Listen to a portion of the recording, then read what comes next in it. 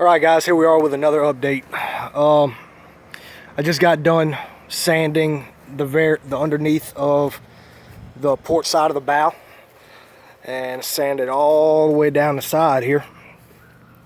It's pretty time consuming, to be honest with you. I started this at about 9 o'clock this morning and it's now almost 3 o'clock in the evening. I got the transom sanded down, cleaned out the inside of it, got all the leaves and dirt and all that nastiness out. But yeah, for the most part it's coming along. But since I'm taking a break, I'm gonna go ahead and see if I can tell y'all what my plans are with it. Okay, so we're gonna leave the transom and this back deck like it is. Underneath here is where there's gonna be a 40-gallon gas tank. And we're opening up these flotation pods right here, taking the flotation out of them, and we're going to utilize those for storage. Well, underneath here is where the fuel tank's going to be, okay?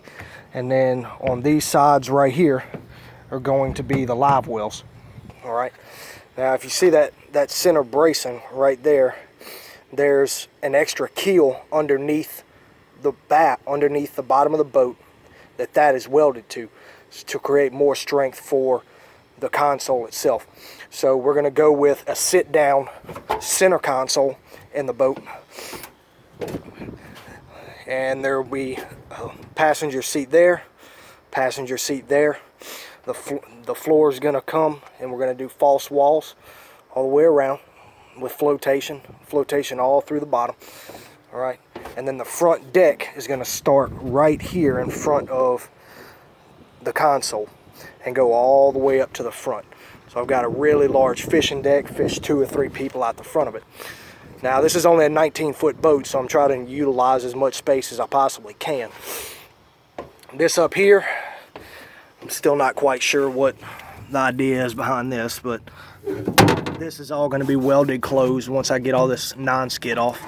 And we're gonna open it up top here to put storage, and then trolling motor there. We're gonna do a recessed trolling motor tray. Let's see. Oh, and we're also gonna do a 12-inch jack plate in the back. Now, we've been talking about possibly doing a tunnel, a semi-tunnel underneath the back, and raising this transom from here all the way across to there. That way we can get that engine really high up out of the water.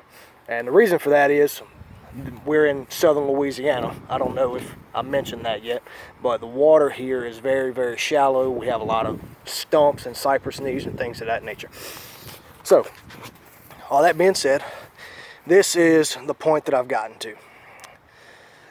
So I've still got to sand this entire side down here.